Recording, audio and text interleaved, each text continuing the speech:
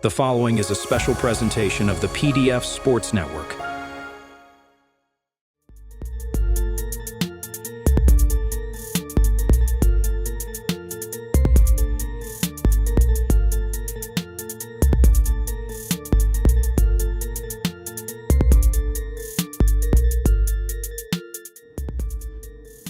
What's up? What up? Patterson here. We're doing way too early with Pat. We're officially in the off season. So with the off season, we're gonna do a quick show and do some off season things and talk about off season stuff. If you have a topic that you would like to go over, please join the live, and please make sure you share the live as everything comes up in the off season. And we already have some off season moves that we need to talk about. Now, I'm trying to get my guy, East Coast Locker Room, talk about it. I think I'm frozen. Am I frozen? I think I'm frozen.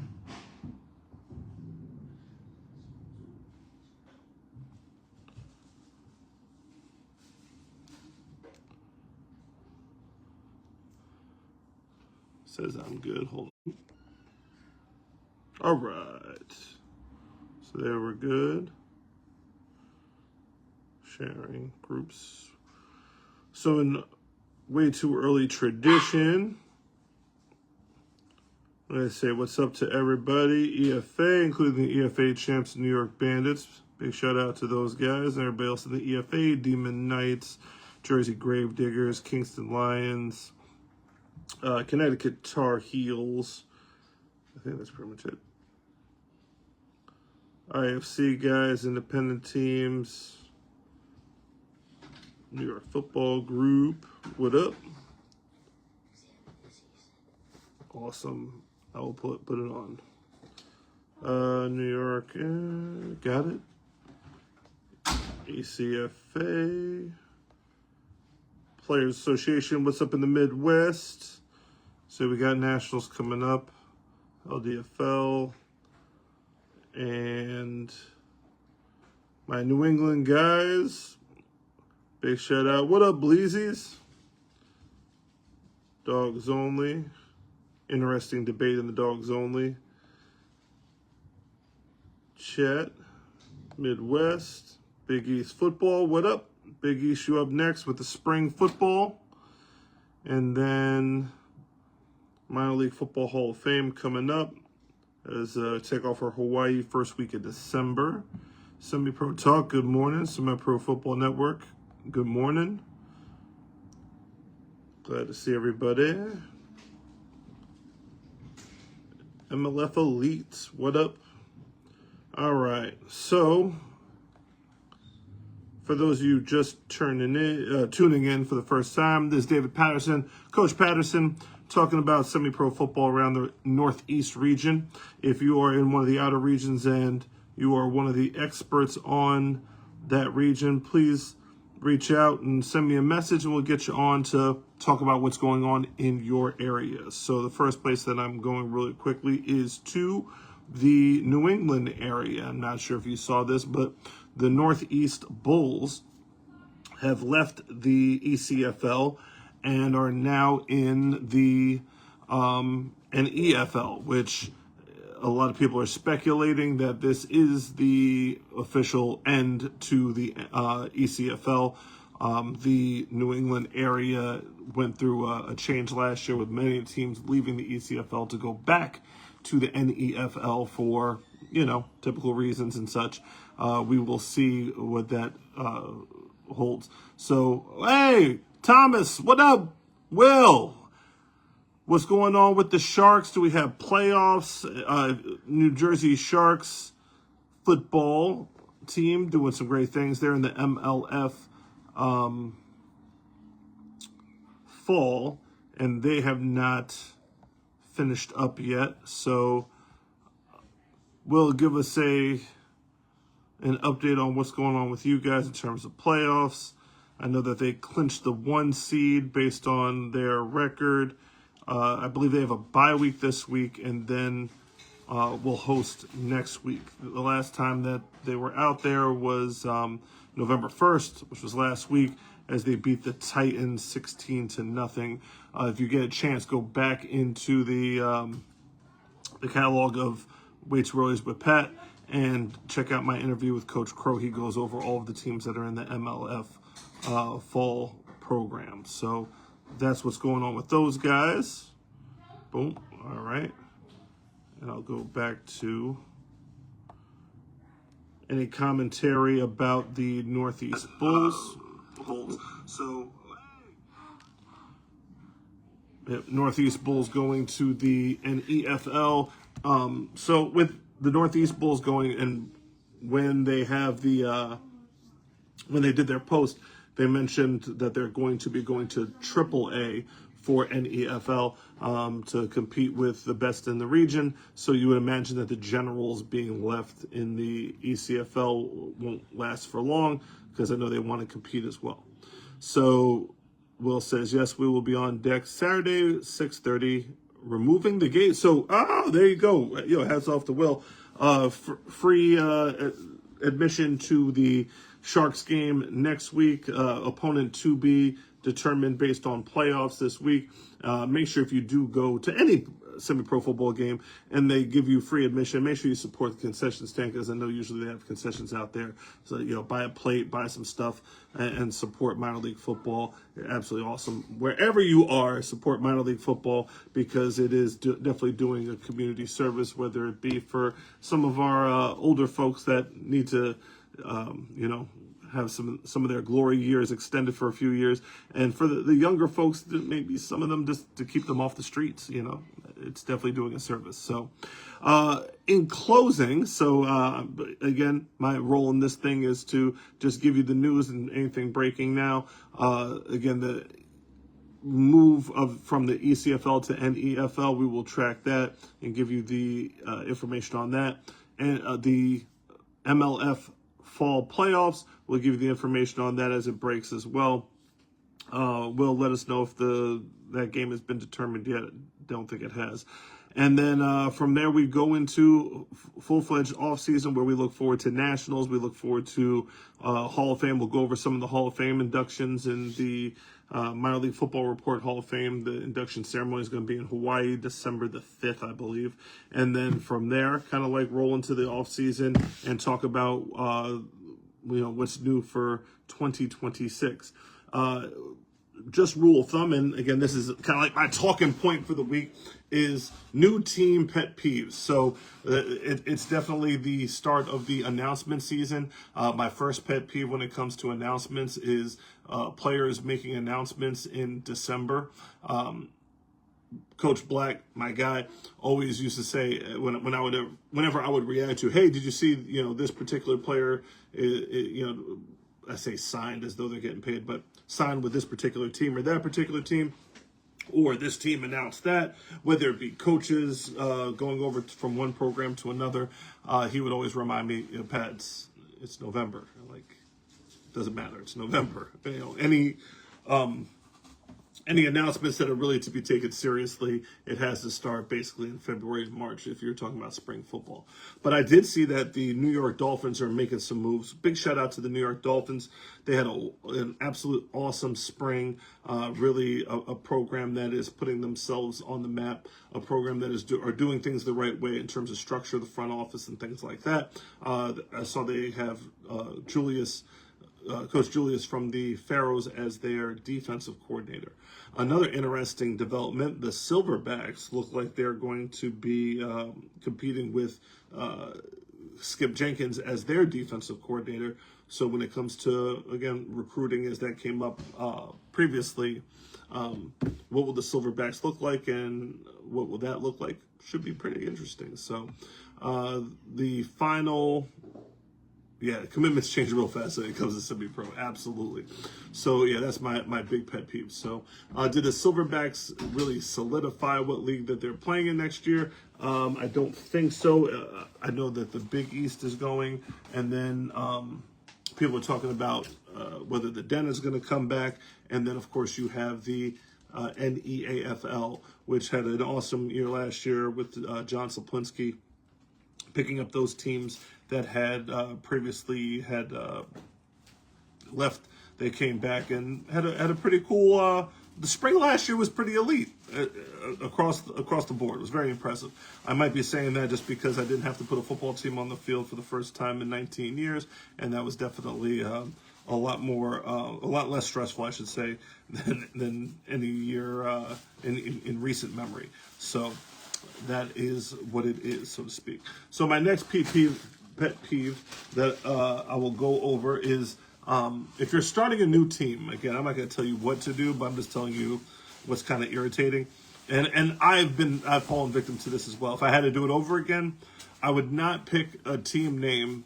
The whole copying off an NFL team and then copying the logo, I think we're not a big fan of that. I'd like to see creativity. I'd like to see something a little bit that's based long term. It's funny enough, again, I know you're going to say New York Patriots, Patterson, what are you talking about? And when we did the TV league with the MLF, big shout out to Dexter Gervin, when we did the reality TV show, one of the things that I did encounter that I did not anticipate, and by the way, I'm not the one that came up with the name New York Patriots, Matt Fridge Otero, rest in peace, Fridge. He's the one that came up with the name because he's a New England Patriots fan.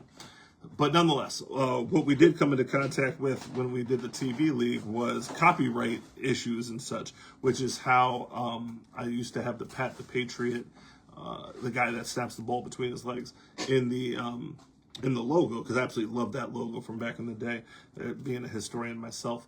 So once we had that on the helmet, when we did the TV league, the executives from the production company were like, yeah, we're not going to put that on television, so you got to find another logo. So I said, well, it's not the actual Pat the Patriot. It's like a reimagined version of Pat the Patriot. And they were like, yeah, it's not copyrighted, but it's just too close, and we don't feel like getting sued, because they're not going to sue you. They're going to sue us. So I was like, okay. And that's when we ended up with the flag and the Empire State Building as the logo instead of the Patriots-inspired Pat the Patriot guy.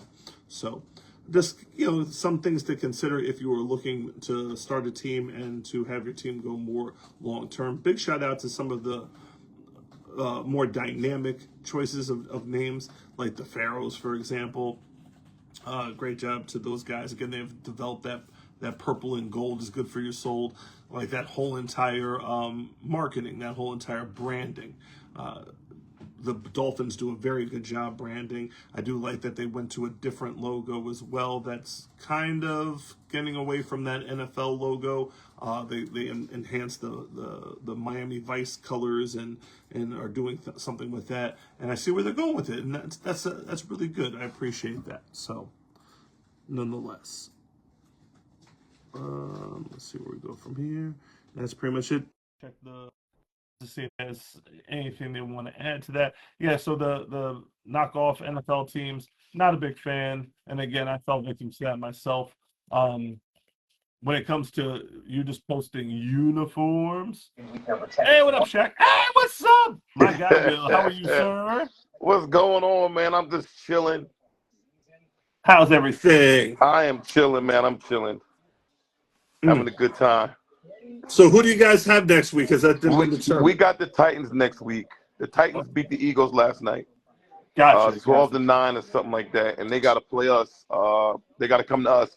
I didn't put the site location because I'm not really sure where I want to play. Okay. We want to play at the high school because we want to live stream with PDF, and we want to have the announcing. And our other field, we can't do that because the field is not done. So, gotcha. Okay. So I'm looking at having it at Edisonheim, just waiting to get my permit settled. So hopefully I'll have that answer by Monday. Beautiful. And we're opening the gate. We want the gate. We want to, the vibe has been a little bit, I haven't been liking the vibe. Okay. I don't think anybody's liked the vibe through semi-pro football for the last 2 months. Something has to change. And we're usually 200 people at a game, 150, 200. Sometimes, a little more than that, and we got to make a change. So we're just going to open up the gate and just let everybody just come to the game. We're inviting whoever from wherever to come out to a good game. So Interesting. that's the Okay. plan. And where are the Titans from? I think they're from the Baltimore, Washington area. Gotcha. We played them before. They're a scrappy team. They don't mind traveling, so I'm pretty sure they're going to come with a full squad. The Eagles and the Titans been going back and forth. I think the Eagles snuck a win on them a couple weeks ago, and then the Titans had to come to the Eagles because they had home field advantage, and they pulled it out. Yeah, they pulled it out. Gotcha. Okay, nice. So in the other this is the semifinals we're coming up to now, right? Yes. Gotcha. Yep. So who's playing in the other semifinal? That's going to be the Virginia Mustangs against the. Put me on the spot there. I can't think of the other. So now I know the Mustangs lost to them last like a week or two ago. Oh, okay, gotcha. Yeah, so that's going to be a good game. I just have trouble remembering their name. I'm not good with that stuff. So if I'm offending anybody in the MLF by not having that other name of that team, you're just focused on this week and not looking forward to and if anybody knows me, they know how I get down. That ain't nothing personal. I'll come up with it. I'll remember it in a second, but I know the colors. Just forgot the name. Copy that. Okay. Gotcha. All right. So as the season comes to a close and such, what's the first thing that you're gonna do in terms of the offseason? Because I know you're already like 2 steps ahead. Oh, they play the Spartans, is what you say. No, so the Spartans and the team. Yeah, that's the Spartans. Thank you. And they're a good team too. We watched them. Another tough team. Yeah, the Mustang Spartan game is going to be a good one too. So Beautiful. So what is your first move in the off season, or your first conversation, your first phone call? Making sure that my camp is set up for next year with the kids. Making sure we send letters out to the sponsors that sponsored us and helped us out this year. Close it out right. Try to create new sponsors, come up with it, me, Lou, and Collins will meet up and try to put some things, about that. And what we do every year is we say, how do we feel this year? The good and the bad. And we had some bad this year. We had a lot of good too. We want to evaluate that and figure out how we can stay away from those moments. Did we make some mistakes during the year? We got to talk about that. And Right. And more or less put the business in order. Make sure that our nonprofits. Make sure we got our obligations completed. You got to make sure you take care. Like you say you're gonna do something, you have to make sure that you close the books and make sure these things are done, because you don't want sponsors looking at you like you didn't do what you said you was gonna do. So we just got to close out business, and then we can get back to the season. We got player personnel, coaches, all that stuff, but we're going to talk about business. Indeed.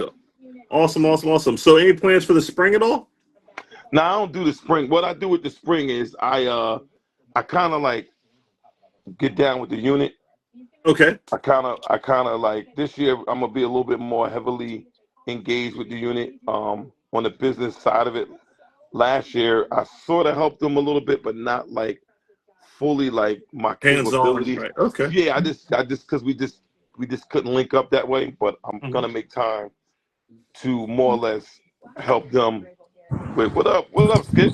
What's good, fellas? What's going I'm just gonna on? help them out with a little bit. That's all. Beautiful. Skip, what you got going on for the spring? Well, I know we're gonna do a whole separate thing for nationals, and I know there's a big game coming up. I wish I could be there, November 22nd, correct? Yeah. So I wish I could be there. I'm going to be in Maryland with my son playing baseball. So I will not be able to go. I'm disappointed that I'm not able to go. But we're going to definitely profile that and give that its respect due. I'm seeing things with the Silverbacks again. So you're with the Silverbacks for the spring? Yeah. Talk to me. So what's their plans? How league affiliation? Are we still working that out? Yeah, pretty much still working it out. I'm almost sure that we're looking to go into the Big East, most likely. Basically, I'm just trying to get the program back rolling. They had a bad bad fall situation or whatever, summer fall. So, it's just looking to get the program back rolling. Okay, gotcha. Now, especially with the role that you have on the Seminoles and the role that you had with the Silverbacks, me personal opinion, maximizing that by keeping the two separate and in separate seasons kind of enables the people on top. Forget the players, but the people on top in terms of the movements, as you just saw when it came to Will and the administration for the Sharks versus His support for the unit. how key is it that the best minds and the best movers and shakers in semi-pro That are left. are all hands on deck in spring and summer? I mean, you pretty much summed it up with that right there. Like, everybody from up top needs to be on the same page and, just figure this out and get things going. Like, I mean, I know it seems like it's far-fetched, but pretty much try to get semi-pro back to how it used to be a couple years ago opposed to how it is now, Indeed, indeed. How about in terms of what can we do to incorporate All the teams and make sure that not only teams don't fold at the beginning of the season, that they get through the season. Any strategies that we're kind of looking back and saying, hey, maybe I could support this a little bit more? I feel like that's kind of hard because there's a lot of people up top that just want to do their own thing. They don't really want to, like, just be a part of, like, making a better league. They want to make themselves better, or they want to have, 4 or 5 different leagues in the same area just to say, hey, this is my league. Yeah, I mean, and then it's also about, your program. How do you make your program better to attract players to want to play there, Indeed. That's just my opinion. Indeed. So what's your first? I just asked Will. What's his first move for the off season? What's your First move for this, now you're pretty much in preseason mode when it comes to the Silverbacks after you close business with the Seminoles. So what's your first move when it comes to the Silverbacks? The first phone call you make or the first thing that you have on your agenda? I mean, you know me, I don't waste no time. I'm already doing that. I'm already speaking to players. Some players are committed already. Yeah, my biggest deal for me is recruiting. Getting the proper guys, getting the right guys on the field. Not getting everybody, but good bodies, like guys that's going to benefit the team. I don't want no sideline, sideline bullshit with guys. Oh, I should be playing over him. I want team players and guys that's just all there to win. Indeed, indeed. So last question for the both of you. If you had one, well, actually, it's kind of a two-part question. What was your biggest disappointment this year, Media-wise? Because it seems like all the posts that I see when it comes to media is always, how can we get more money to the media? the media is like absolutely amazing and awesome. And don't get me wrong, they are. But what was the most disappointing thing this year about media falling short? And if you had one thing on your wish list for 2026 for the media to do, let's say with somebody else's money, so money is not an option, money is not an issue.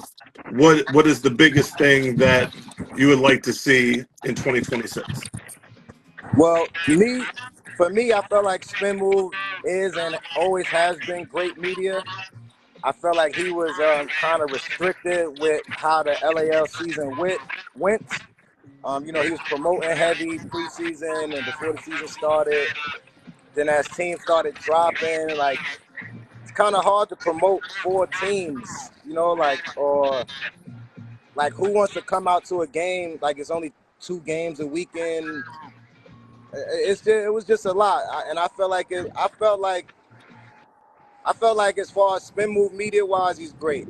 I just felt like from the league, the way that shit went, it hindered him from doing everything that he wanted to do and was capable of doing. So we got to have better content. We got to have better leagues. Gotcha. So you can't pour syrup on shit and call it pancakes. You can't cover something that's not coverable. We had all of the guys complaining about, oh, there's no championship flyer, but at the same time, nobody even knew where we was playing. You know what I'm saying? Like, how you gonna make a flyer? You don't know where we playing, what time. And I feel like that, that's supposed to be situated at the beginning of the season. That field should be booked. Everybody should know championship day by. I mean, well, not the beginning of the season, mid-season, because you don't ever know if teams going to drop out and how the schedule is going to go with bye weeks and stuff like that. Yeah, that's another thing too. Earl just brought up the Bleezy fell off the base of the earth. You've been holding it down. I don't know where they went. I told Kadeem the other day they like an R&B rap group an R&B singing group that just broke apart and wanted to do their own projects. You know what I mean? Oh I don't know what man. happened to them, but I guess it goes back to the league. Like, who the hell they gonna promote? The same teams every week? Right. Everybody know who's gonna win. Like, come on. Indeed. I would say so. What do you got, Will? Biggest disappointment and your on a media wish list. standpoint, the Sharks, we put a budget together for our own media. We don't really depend on media outside of our organization. But the problem we had was the field that we were playing at, the building wasn't done. So we didn't have this. We couldn't do like live streaming like the way we like to do it because we couldn't get into the building. I'm hoping that the building is done. You know, the mayor said that the building was going to be done, before the year end. So next season we'll have a building to really do really good media out of, because we usually have PDF and that kind of stuff. I don't really think that media really covered Jersey that well for us. I mean, I don't know if it was like, I know we pissed off some people when we left the league, but we didn't really get a whole lot of coverage. And that's just what it is. I think that everybody uses media wrong. We use the media wrong. We depend on spin moves. We depend on all these guys, but we offer them nothing. You don't put, like, why do they have to go extra for us when they don't have a budget? Like, where's their budget? You know what I'm saying? Like, if you want to have media and you want to have good media, then you have to include them in the league itself has to more or less put the team dues and adjust it to really have media like Spin Move work hard. Like Spin Move doing what he got to do is just out of love and out of his heart. But that shit don't last long. And semi-pro football, what they all need to realize is that I know I speak the same thing all the time and make it sound like, but it's about money. If you don't have any money, your shit ain't gonna run right. You got a budget for it. You know what I mean? Like if teams like the Seminoles, the Sharks, what we really have in front of us is we have the capability of having 100-man army. And if we put the number on top of those men, we can do anything. We can get Channel 4 out there if we want to. But, it is separation. And it's hard to really get everybody to get along when they want to win. They want to win first and then build secondly. And quite honestly, I've never been scared to lose. I've never been scared to go play somebody. And I'm also not scared to get together with our opponents, talk about what we can do to build the shit. We can build a team and lose to that team all year for all I give a shit.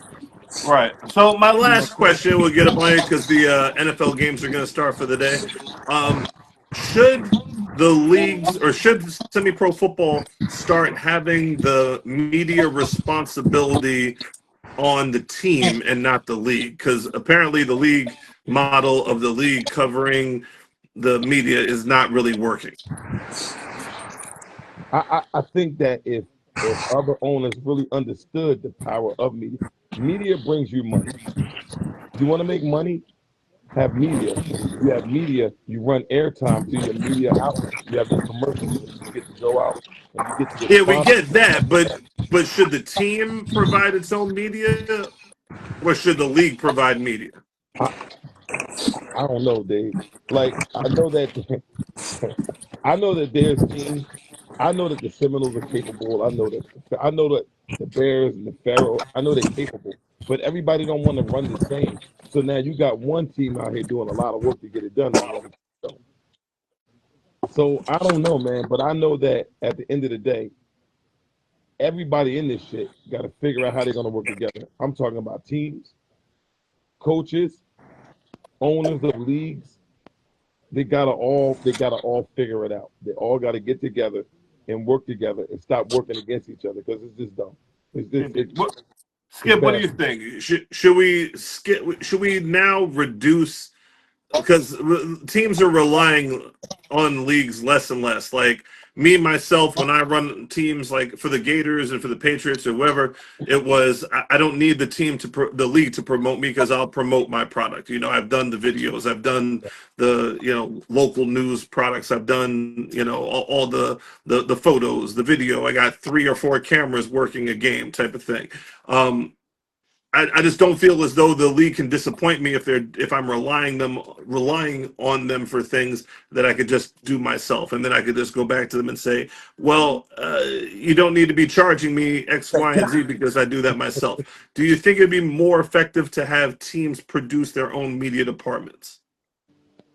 So, like, can you what you mean by produce their own media? You mean just like flyers and? Yeah. So if you require team just like we had the conversation with like the home team providing water and ice, that was like a debate for years and years, and I'm just like, you know what, I don't want to argue with the other owner over water and ice.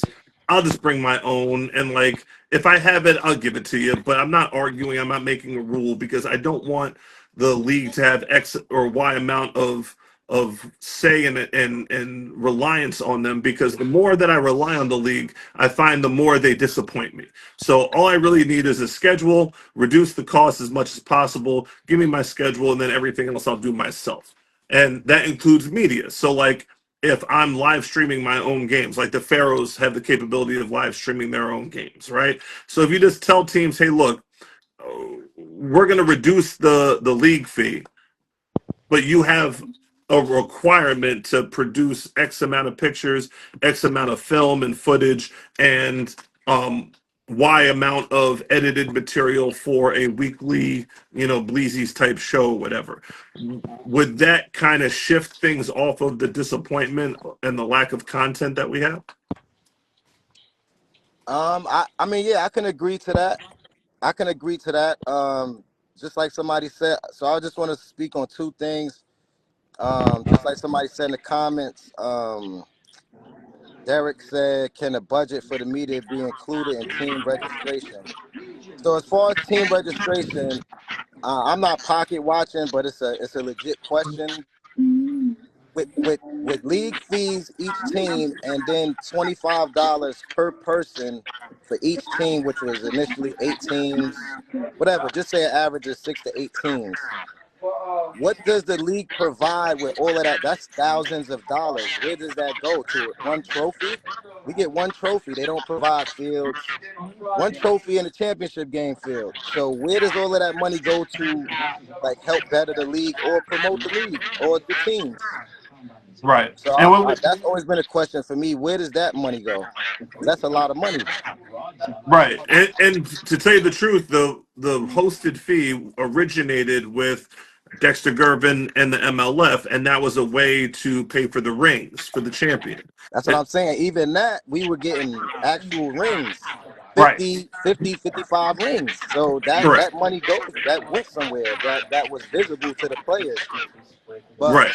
Other than that, I don't know what's right. going Then on. you have $1,100 to $1,500 fee for the team, and you're like, what's going on with this? And that's why even with the IFA back in the day, I was like, hey, look, what is it that you need? Whatever it is that you need, let me know, and then divide that by how many teams there are and pay for that. But no, don't sit there and just collect money for the sake of collecting money. And there are leagues that operate without a functional budget, as you've seen. Mm-hmm. And that leads to more questions. It doesn't mean that they're pocketing money. Oftentimes, they'll sit there and hide budgets and are losing money on top of it, which is a big travesty, to tell you the God's honest truth. So question, how can a league lose money if they're not providing anything like to the league?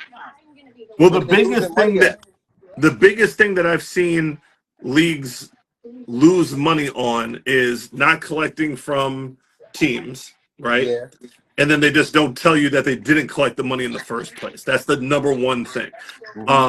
And that's the whole, I need this team in my league, and I don't want to sit there and not let them in. And then the team owner, I'm not going to make him a bad guy by telling everybody. Same thing on the team level, right? Like the player that wants to, and you saw this year with a player that wanted to get by and not pay with you guys, and then started to mention other people about who didn't pay and who did pay. And you're like, nah, bro, everybody pays over here. But not Yeah. everybody is like that. So when the league does not collect from one of its team owners, there's a hole right there. So the same thing for that player that pays their fees up front. Now they're looking at the league like, wait a minute, why is my money going toward his raggedy team? That doesn't make sense. So that's Yeah. the first thing. The second thing is media. So them spending money on media and not having a contract that says exactly what they're going to cover. So then you don't even feel as though you got your money's worth. So like, for example, with the Patriots, if I've charged up to $300 for a season with the Patriots. But at the same time, when the bus pulls up, it's a coach bus. When you have a hotel in Canada, that hotel you don't have to worry about. Like when you have 3 or 4 uniforms, then you're sitting there like, well, damn, I got more than $300 worth of value. So then you're not going to pocket watch me, because when you look at me like, well, I'm not paying 300, I'm going to look right back at you like, well, I guess you're not playing here. Yeah. League owners that don't have that swag, because they're sitting there like, well, do you have $1,000? Do you have $1,100? And meanwhile, if everybody had paid $800, all the bills would be paid. But they move it up to $1,200 and $1,300 to try to keep them from losing money off the owners that don't pay. I get it. That's the big thing. So I say media. I know in the Den we saw security. Security bill got ran up and took up a lot of money. Field costs, they don't include field costs, or they like move around when it comes to the field costs. I don't think they budget that correctly, especially since many times it's not like a set thing where they know how many hours they're going to need. When they do kickoff classics, when they do all these other events, those events don't earn money, they actually lose money. So I think they should stop doing those type of events if they can't make money off those events. Similar to, we used to have all-star games, because the all-star games used to make money. All-star games, once players decided that they were going to take the jersey and not play, all-star games started to lose money. Yeah, I get it. Yeah. So those are the big things. So, any last commentary, last words? Looking forward. Skip, what you got? Nah, I just I mean, I got on because you added me, but yeah, I mean, this is definitely stuff that needs to be talked about going forward, and hopefully, like I said, bring football back to what it used to be. Appreciate you. Guys Well, what you got? love to play football. The guys that's still around, everybody loves football. It's just, I mean, these leagues are running people away pretty much. You know what? I got this. I think that there is something in semi-pro football. It is, because if it wasn't, I wouldn't be here. I just think that there's a bigger opportunity than what people see. I see it. I see it. I can see it. I get frustrated when I'm looking around and I can't get anybody to stand next to me to see what we see. Like, I see it. There's an opportunity for the players to get a really, really good experience, for owners not to lose money, for leagues to be popping. It's just that everybody got to set that ego trip shit to the side and really think about the real goal is to really put on a good product and really do something. It's just that ego's getting away, and it just deters and it chases people away that really want to do shit. Like I feel like if the smarter minds sit down and really like talk the shit out and really figure the shit out, I think we got something. I don't know how long we got it. I seen it. I seen where Skip. I came in when this shit was when I was with the Bravehearts. I seen it, man. Energy, like the love, the vibe, the shit was there, and and I don't know where it's going. It's going, and I just refused. I'm not gonna buy into where people think it is now. I still think that we got a chance. Everybody, all the owners, like everybody, got to get together. I'm talking about from every fucking league, every team. They got to meet in one spot, and we got to fucking come together and work the shit out. I'm mad that we couldn't work shit out with our situation. I'm still mad about that. You know what I mean? Because I'm better than that. And I know that at some point on my end, I'm gonna try to fix whatever what went on with our shit. But as a whole, everybody got to get together, man. If you don't, we'll just be here talking shit about getting shit together. So somebody got to step up and just say, let's all meet up. That's it, and just try to figure it out. That makes sense. All right, fellas, you enjoy your All right, Sunday. man. Go Birds. Football day, baby. Let's go. Hey, Yes. I got to make an announcement. Hey, Skip. What's up? My nephew got picked up. He's a Miami Dolphin. Nice. Congrats. That's Yeah, dope. we was on. He had, he was way from the Titans, and we was floating around. He worked out with Seattle, then he worked out with Denver, and he just worked out with the Miami Dolphins last Thursday. He stayed down there. He already been at practice, so he'll be out there. Well, I don't know if he's gonna be out there today, but Yeah. he's a What's his Dolphin. name? Clarence Lewis. Yeah, Nice.